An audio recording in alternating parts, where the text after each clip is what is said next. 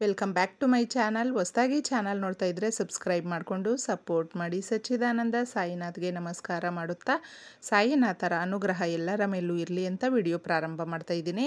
ಸ್ನೇಹಿತರೆ, ಎಲ್ರಿಗೂ ಅನಿಸೋದು ಈ ಅಕ್ಷಯ ತೃತೀಯ ದಿನ ನಾವು ಚಿನ್ನ, ಬೆಳ್ಳಿ, ವಜ್ರ ಇದನ್ನೆಲ್ಲ ತಗೊಂಡ್ರೆ ಹಾಗೂ ನಾವು ಇನ್ನೂ ಹೊಸದಾಗಿ ಏನಾದರೂ ಮಾಡಿದ್ರೆ ತುಂಬ ಚೆನ್ನಾಗಿರ್ತೀವಿ, ಖುಷಿಯಾಗಿರ್ತೀವಿ, ಗೋಲ್ಡನ್ನು ತಗೊಳ್ಳೇಬೇಕು ಅಂತ ಹೆಣ್ಣು ಮಕ್ಕಳ ನಂಬಿಕೆ ಆಗಿರುತ್ತೆ.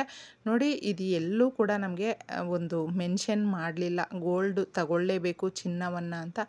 ಇರುವಂಥವರು ಸೆಲೆಬ್ರೇಷನ್ ಮಾಡ್ತಾರೆ, ಇಲ್ಲದೆ ಇರುವಂಥವರು ದಯವಿಟ್ಟು ಆ ದಿನಕ್ಕೋಸ್ಕರ ಅಂತ ಸಾಲ ಮಾಡಿಕೊಂಡು ನೀವೇನಾದರೂ ದುಡ್ಡನ್ನು ಸೇರಿಸಿ ಚಿನ್ನವನ್ನು ತಗೊಳ್ಳೋದಕ್ಕೆ ಹೋಗಲೇಬೇಡಿ. ಅದಕ್ಕಿಂತ ಕೂಡ ಎಷ್ಟೋ ಒಳ್ಳೆಯ ಕೆಲಸಗಳಿದೆ. ನಮ್ಮ ಮನೆಗೆ ಈ ಪುಟ್ಟ ವಸ್ತುಗಳನ್ನು ಕೂಡ ತೆಗೆದುಕೊಂಡು ಬರಬಹುದು.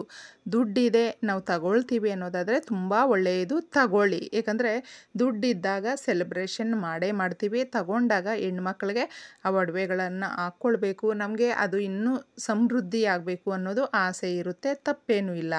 ಸಾಲ ಮಾಡ್ಕೊಳ್ಳೋದಕ್ಕೆ ಹೋಗಬೇಡಿ. ಆದರೆ ಅದರ ಬದಲು ಸ್ನೇಹಿತರೆ, ಈ ವಸ್ತುಗಳನ್ನು ನಮ್ಮ ಮನೆಗೆ ನಾವು ಕೊಂಡುಕೊಂಡೇನಾದರೂ ಬಂದರೆ ತುಂಬ ಚೆನ್ನಾಗಿರುತ್ತೆ. ಈ ಸಮಯಗಳಲ್ಲಿ ದಾನ ಧರ್ಮ ಮಾಡೋದು ಕೂಡ ಇನ್ನೂ ದುಪ್ಪಟ್ಟಾಗುತ್ತೆ ನಿಮಗೆ. ಈಗ ಯಾರಿಗೋ 10 ರೂಪಾಯಿ ಅರ್ಜೆಂಟ್ ಇರುತ್ತೆ, ಬಸ್ ಸ್ಟ್ಯಾಂಡಲ್ಲಿ ಇರ್ತಾರೆ ಅಂದ್ಕೊಳ್ಳಿ, ವೃದ್ಧರು ಇರ್ತಾರೆ, ತುಂಬ ಅವ್ರಿಗೆ ಒಂದು ಅಸಹಾಯಕರಾಗಿರ್ತಾರೆ. ಅವ್ರಿಗೆ ನಾವು ಒಂದು 10 ರೂಪಾಯಿ ಕೊಟ್ವಿ ಅಂದ್ಕೊಳ್ಳಿ, ನಾವು ಬಡವರಾಗೋದಿಲ್ಲ. 10 ರೂಪಾಯಿ ತಗೊಂಡಿರೋರು ಶ್ರೀಮಂತರಾಗೋದಿಲ್ಲ. ಆದರೆ ಆ ಕಷ್ಟಕ್ಕೆ ಅಂತ ನಾವು ಆಗಿರ್ತೀವಲ್ವ, ಆಗ ನಿಮ್ಮ ಕುಟುಂಬ ನೀವು ಚೆನ್ನಾಗಿರಲಿ ಅಂತ ಅಂದ್ಬಿಟ್ಟು ಅವ್ರು ಹರಿಸ್ತಾರಲ್ವ, ಅದು ನಿಜವಾಗ್ಲೂ ನಮಗೆ ತೃಪ್ತಿಯನ್ನು ಕೊಡುವಂಥದ್ದು. ಯಾರೋ ಅಲ್ಲಿ ಹೊಟ್ಟೆ ಹಸಿದುಕೊಂಡಿರ್ತಾರೆ ನೋಡಿ, ಅವ್ರಿಗೆ ನಾವು ಏನಾದರೂ ತಗೊಟ್ರೆ ಅದರ ಮುಂದೆ ಇನ್ನೇನೂ ಇರೋದಿಲ್ಲ. ಅವರು ಆ ಕ್ಷಣ ನಮಗೆ ಒಂದು ಆಶೀರ್ವಾದ ಕೊಡ್ತಾರಲ್ವ, ಅದು ತುಂಬ ಒಳ್ಳೆಯದು. ಆ ಥರ ನಿಮ್ಮ ಕೈಯಲ್ಲಿ ಏನು ಸಾಧ್ಯ ಆಗುತ್ತೋ ಆ ದಿನದಲ್ಲಿ ಅದನ್ನು ಮಾಡಿ, ತುಂಬ ಚೆನ್ನಾಗಿರುತ್ತೆ. ಆ ಕ್ಷಣದಲ್ಲಿ ಈಗ ಬೇಸಿಗೆ ಕಾಲ ಆಗಿರೋದ್ರಿಂದ ಯಾರಿಗಾದರೂ ನಾವು ಚಪ್ಪಲಿಯನ್ನು ದಾನ ಮಾಡಬಹುದು, ತಗೊಳ್ಬಹುದು, ಅಥವಾ ಛತ್ರಿಯನ್ನು, ನೀವು ಅಂಬ್ರೆಲಾವನ್ನು ತಗೊಳ್ಬಹುದು, ಬಟ್ಟೆಗಳು ತಗೊಳ್ಬಹುದು. ಈ ಥರ ಏನು ಸಾಧ್ಯ ಆಗುತ್ತೋ, ಇಲ್ಲ ಅಂದರೆ ತೊಂದರೆ ಇಲ್ಲ, ನೀವೇನು ಮಾಡೋದು ಬೇಡ.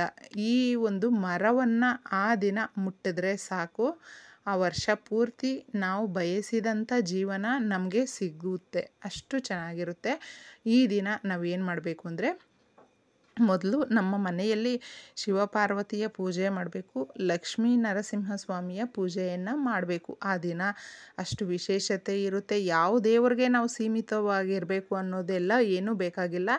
ನಿಮ್ಮ ಮನಸ್ಸಿಗೆ ಇಷ್ಟವಾಗುವ ದೇವರನ್ನು, ನಿಮ್ಮ ಇಚ್ಛೆ ದೇವರನ್ನು ಅಥವಾ ನಿಮ್ಮ ಮನೆ ದೇವರನ್ನು ನೀವು ಪೂಜೆ ಮಾಡಬಹುದು. ಸಾಧಾರಣವಾಗಿ ಆ ಮನೆಯನ್ನು ಶುಚಿ ಮಾಡಿ ಆ ದಿನ ನಾವು ದೀಪಾರಾಧನೆ ಮಾಡೋದು ನಮ್ಮ ಮನೆಯಲ್ಲಿ ನಮಗೆ ಸಂತೋಷವನ್ನು ಕೊಡುವಂಥದ್ದು. ಸಿಹಿಯನ್ನು ಮಾಡಿ ಆ ದಿನ ಸ್ನೇಹಿತರೆ, ಮನೆಯಲ್ಲಿ ಸ್ವೀಟ್ ಮಾಡಿದಾಗ ನಮಗೆ ಒಂಥರ ತೃಪ್ತಿ ಆಗುತ್ತಲ್ವ, ಏನೋ ಒಂದು ಶುಭಾರಂಭ ನಮಗೆ ಆ ಒಂದು ಸೂಚನೆ ಅನ್ನೋದು.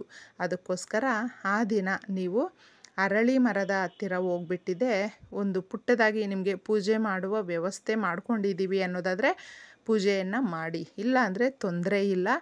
ಆ ದಿನ ಸಕ್ಕರೆಯನ್ನು ಮನೆಗೆ ಕೊಂಡುಕೊಂಡು ಬನ್ನಿ.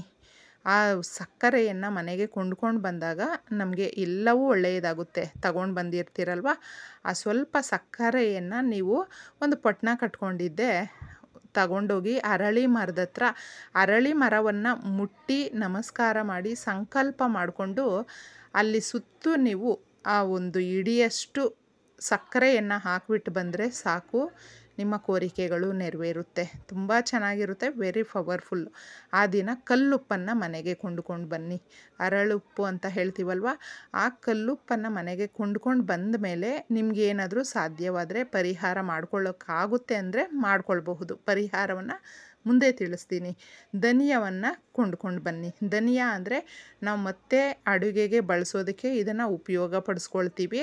ಆ ದಿನ ಇದನ್ನು ಕೊಂಡ್ಕೊಂಡು ಬಂದರೆ ಚಿನ್ನವನ್ನು ಕೊಂಡ್ಕೊಂಡು ಬಂದಷ್ಟೇ ನಮಗೆ ಅಷ್ಟೇ ಬೆಲೆ ಬಾಳುವಂಥದ್ದು ಇದು ಕೂಡ. ಅದಕ್ಕೋಸ್ಕರ ಇದನ್ನು ಕೊಂಡ್ಕೊಂಡು ಬಂದರೆ ಫ್ಯೂಚರಲ್ಲಿ ನೀವು ಇನ್ನೂ ಚಿನ್ನವನ್ನು ತಗೊಳ್ಬೇಕು ಅಂತ ಆಸೆ ಇರುತ್ತಲ್ವ, ಅಂತಹವರಿಗೆ ಎಲ್ಲ ರೀತಿಯಲ್ಲೂ ಕೂಡ ಆ ದೇವರ ಅನುಗ್ರಹ ಅನ್ನೋದು ಸಿಗುತ್ತೆ. ಕಲ್ಲುಪ್ಪ ನೀವು ತಗೊಂಡು ಬಂದಾಗ ನೋಡಿ, ಕಲ್ಲುಪ್ಪು ಹಾಗೆ 2 ಲವಂಗ, 1 ರೂಪಾಯಿ ಕಾಯಿನು, ಅರಿಶಿಣ ಹಾಗೂ ಏಲಕ್ಕಿಯನ್ನು ಇಟ್ಟಿದ್ದೆ. ನೀವು ಇದ್ರ ಒಳಗಡೆ ಒಂದು ದೇವ್ರ ಮನೆಯಲ್ಲಿ ಪರಿಹಾರವನ್ನು ಮಾಡ್ಕೊಳ್ಳೋದಾದರೆ ಮಾಡ್ಕೊಳ್ಳಿ. ಇದನ್ನು ರಿಮೂವ್ ಮಾಡಬೇಕಾದ್ರೆ ಆ ₹1 ದಾನವನ್ನು ಮಾಡಿಬಿಡಿ. ಇನ್ನು ಮಿಕ್ಕಿದ್ದೆಲ್ಲ ಯಾವುದಾದ್ರೂ ಗಿಡಗಳ ಹತ್ತಿರ ಹಾಕಬೇಕಾಗುತ್ತೆ. ಇಲ್ಲಂದರೆ ಅಲ್ಲಿ ಹಾಕೋದಕ್ಕೆ ಹೋಗಬೇಡಿ. ಈ ಥರ ಪರಿಹಾರವನ್ನು ಮಾಡಿಕೊಂಡ್ರೆ ಈ ದುಡ್ಡು ಕಾಸಿನ ವ್ಯವಹಾರ ಮಾಡ್ತಾ ಇರ್ತೀರಲ್ವ, ಅಥವಾ ದುಡ್ಡು ಕಾಸಿಗೆ ತುಂಬ ಕಷ್ಟಪಡ್ತಾ ಇದ್ದೀವಿ, ಆರ್ಥಿಕ ಸಂಕಷ್ಟಗಳು ಜಾಸ್ತಿ ಇದೆ ಅಂತ ಹೇಳ್ತಾರೆ ನೋಡಿ, ಅವರು ತಪ್ಪದೇ ಈ ಪರಿಹಾರವನ್ನು ಮಾಡ್ಕೊಳ್ಳಿ. ಮಹಾಲಕ್ಷ್ಮಿಯ ಅನುಗ್ರಹ ಅನ್ನೋದು ತಪ್ಪದೇ ಆ ದಿನ ನಮಗೆ ಸಿಗುತ್ತೆ. ಈ ವಸ್ತುಗಳನ್ನು ಮನೆಗೆ ಕೊಂಡ್ಕೊಂಡು ಬಂದಾಗ ನಮಗೆ ಮಹಾಲಕ್ಷ್ಮಿಯೇ ನಮ್ಮ ಮನೆಗೆ ಬರುವಂಥದ್ದಾಗುತ್ತೆ. ಏಕೆಂದರೆ ನಾವು ಅಂದ್ಕೊಳ್ತೀವಿ ಅಕ್ಷಯ ತೃತೀಯ ದಿನ ಇನ್ನೂ ಇರುವಂಥವರು ಗಾಡಿ ತಗೊಳ್ಬಹುದು, ವೆಹಿಕಲ್ಸ್ ತಗೊಳ್ಬಹುದು, ಚಿನ್ನವನ್ನು ತಗೊಳ್ಬಹುದು, ಅಥವಾ ಪ್ರಾಪರ್ಟಿ ತಗೊಳ್ಬಹುದು. ಮಕ್ಕಳಿಗಾಗಿ ನೀವೇನಾದರೂ ತಗೊಳ್ಬೇಕು ಅಂತ ಆಸೆ ಪಡ್ತಾ ಇರ್ತೀರ ನೋಡಿ, ಮಕ್ಕಳಿಗಾಗಿ ನೀವು ತಗೊಳ್ಬಹುದು, ಅಥವಾ ನಿಮಗಾಗೆ ನೀವು ತಗೊಳ್ಳೋದಿದ್ದರೆ ತಗೊಳ್ಬಹುದು. ಪ್ರಾಪರ್ಟಿ ಏನಾದರೂ ತಗೊಳ್ಳೋದಿದ್ದರೆ ಆ ದಿನಗಳಲ್ಲೇ ನೀವೇನಾದರೂ ಮಾಡ್ಕೊಳ್ಳೋದಿದ್ರೂ ಕೂಡ ತಪ್ಪದೇ ಮಾಡ್ಕೊಂಡು ನೋಡಿ, ಚೆನ್ನಾಗಿರುತ್ತೆ. ಏನಾದರೂ ಒಂದು ಅಗ್ರಿಮೆಂಟ್ ಮಾಡ್ಕೊಳ್ಳೋದಿರುತ್ತೆ. ಈ ಥರ ಹೊಸದಾಗಿ ನಾವು ಏನೋ ಒಂದು ಮಾಡೋದಕ್ಕೆ ಪ್ರಯತ್ನ ಪಡ್ತಾ ಇದ್ದೀವಿ ಅಂತ ಹೇಳ್ತಾರೆ ನೋಡಿ, ಅವರುಗಳು ಇದನ್ನು ಮಾಡ್ಕೊಳ್ಬಹುದು. ಆ ದಿನ ನಾವು ಆರಾಮಾಗಿ ಮಾಡ್ಕೊಳ್ಬಹುದು, ಅಥವಾ ಆ ದಿನ ಪ್ರಾರಂಭ ಮಾಡಿ. ಇನ್ನೂ ಜಾಸ್ತಿ ಆಗುತ್ತೆ ಸ್ನೇಹಿತರೆ. ಈಗ ವ್ಯಾಪಾರ ಮಾಡೋದಕ್ಕೆ ಅಂತ ಪ್ರಾರಂಭ ಮಾಡ್ತಾ ಇದ್ದೀವಿ ಅಂದರೆ ಆ ದಿನ ಒಳ್ಳೆಯ ದಿನ. ಆ ದಿನ ನೀವು ನಿಮ್ಮ ಮನಸ್ಸನ್ನು ಇಟ್ಟು ನಿಮ್ಮ ಮನೆ ದೇವರನ್ನು ನೆನೆಸ್ಕೊಳ್ತಾ ದೀಪ ಹಚ್ಚಿ ಆ ದಿನದಲ್ಲಿ ಏನು ಕೆಲಸ ಅಂದ್ಕೊಂಡಿರ್ತೀರೋ ಅದನ್ನು ಪ್ರಾರಂಭ ಮಾಡಿದ್ರೆ ಎಲ್ಲವೂ ಜಾಸ್ತಿ ಆಗುತ್ತೆ. ಅಕ್ಷಯ ಅಂದರೆ ಖಾಲಿ ಆಗದೇ ಇರುವಂಥದ್ದು, ಅದಕ್ಕೆ ಕೊನೆ ಅನ್ನೋದು ಇರೋದಿಲ್ಲ, ಮುಂದೆ ಸಾಗ್ತಾನೆ ಇರುತ್ತೆ. ಆ ಥರ ಇರೋದಕ್ಕೆ ನಾವು ಅಕ್ಷಯ ಅಂತ ಹೇಳ್ತೀವಿ. ಅದನ್ನು ನೀವು ಈ ರೀತಿ ಬಳಕೆ ಮಾಡ್ಕೊಳ್ಳಿ. ಬರೀ ಒಡವೆನ ತಗೊಂಡು ಬಂದರೆ ದುಡ್ಡನ್ನು ಸೇರಿಸಿರುವಂಥವ್ರಿಗೆ ಇನ್ನೂ ಖುಷಿಯಾಗುತ್ತೆ. ಆದರೆ ನಮಗೆ ದುಡ್ಡೇ ಇರೋದಿಲ್ಲ ಅಂದರೆ ನಾವು ನಮ್ಮ ಮನೆಯಲ್ಲಿ ಇರುವಂಥವ್ರನ್ನ ಕೋಪ ಮಾಡಿಕೊಂಡು ಜಗಳ ಮಾಡಿ ತಗೊಡಿಯೇ ಈ ಥರ ಎಲ್ಲ ಮಾಡ್ಕೊಳ್ತೀವಿ. ಆ ದಿನಗಳಲ್ಲಿ ನೀವು ಯಾವುದೇ ಕಾರಣಕ್ಕೂ ಅಷ್ಟೇ ಜಗಳ ಮಾಡಬೇಡಿ, ಮನಸ್ತಾಪಗಳನ್ನು ಮಾಡ್ಕೊಳ್ಬೇಡಿ. ಇವತ್ತು ನಮಗಿಲ್ಲ ಪರವಾಗಿಲ್ಲ, ಆದರೆ ನಾಳೆ ಒಂದಿನ ಬರುತ್ತೆ ಅನ್ನುವ ನಂಬಿಕೆ ಭರವಸೆಯಿಂದ ಇದ್ದಾಗ, ಅದು ಈ ವಸ್ತುಗಳನ್ನು ಮನೆಗೆ ಕೊಂಡ್ಕೊಂಡು ಬಂದಾಗ ಇನ್ನೇನು ಇಲ್ಲ, ನಾವು ಈ ವಸ್ತುಗಳ ಇದನ್ನು ಕೊಂಡ್ಕೊಳ್ಳೋದಕ್ಕಾಗಲಿಲ್ಲ ಅಂದರೂ ಕನಿಷ್ಠ ಪಕ್ಷ ನೀವು ಪುಟ್ಟದಾಗಿ ಅರಿಶಿಣ ಕುಂಕುಮವನ್ನು ಮನೆಗೆ ಕೊಂಡ್ಕೊಂಡು ಬನ್ನಿ. ತುಂಬ ಚಿಕ್ಕದಾಗಿ, ನಮಗೆ ಒಂದು ₹5 ಕೂಡ ಪ್ಯಾಕೆಟ್ ಸಿಗುತ್ತೆ. ಇಲ್ಲ ಅಂದರೆ ನೀವು ಲವಂಗ ತಗೊಂಡು ಬರಬಹುದು, ಇಲ್ಲಾಂದರೆ ಇಲಾಚಿ ತಗೊಂಡು ಬರಬಹುದು. ಇದೆಲ್ಲವೂ ಕೂಡ ಮಹಾಲಕ್ಷ್ಮಿಯ ಸಂಕೇತಗಳು. ಆ ತಾಯಿಗೆ ಸುಗಂಧಭರಿತವಾದ ವಸ್ತುಗಳಾಗಿರೋದ್ರಿಂದ ಇನ್ನು ಅದು ತಗೊಂಡು ಬರೋದಕ್ಕೆ ಕಷ್ಟ ಆಗುತ್ತೆ ಅಂತ ಎಷ್ಟೋ ಜನ ಇರ್ತಾರೆ. ಕಲ್ಲುಪ್ಪನ್ನು ಮನೆಗೆ ಕೊಂಡ್ಕೊಂಡು ಬನ್ನಿ, ಒಂದು ₹10 ಪ್ಯಾಕೆಟ್ ಕೊಟ್ಬಿಟ್ಟು ನೀವು ತಗೊಂಡು ಬಂದರೆ ನಿಮ್ಮ ಮನೆಗೆ ಮಹಾಲಕ್ಷ್ಮಿ ಬರ್ತಾಳೆ ಸ್ನೇಹಿತರೆ. ಇಷ್ಟೇ ಸುಲಭವಾಗಿ ಎಲ್ರಿಗೂ ಕೂಡ ಅಕ್ಷಯ ತೃತೀಯ ನೀವು ಅಂದ್ಕೊಂಡಿರೋ ಕೆಲಸಗಳು ನಿರ್ವಿಘ್ನವಾಗಿ ನೆರವೇರಲಿ, ಖುಷಿಯನ್ನು ಕೊಡಲಿ, ಎಲ್ಲವೂ ನೀವು ಅಂದ್ಕೊಂಡಿರೋದು ಜಾಸ್ತಿ ಆಗಲಿ ಅನ್ನೋದಕ್ಕೆ ನಾನು ಕೂಡ ಭಗವಂತನಲ್ಲಿ ಕೇಳ್ಕೊಳ್ತೀನಿ. ಎಲ್ರಿಗೂ ಕೂಡ ಒಳ್ಳೆಯದಾಗಲಿ. ಇಷ್ಟೇ ಸುಲಭವಾಗಿ. ಧನ್ಯವಾದಗಳು.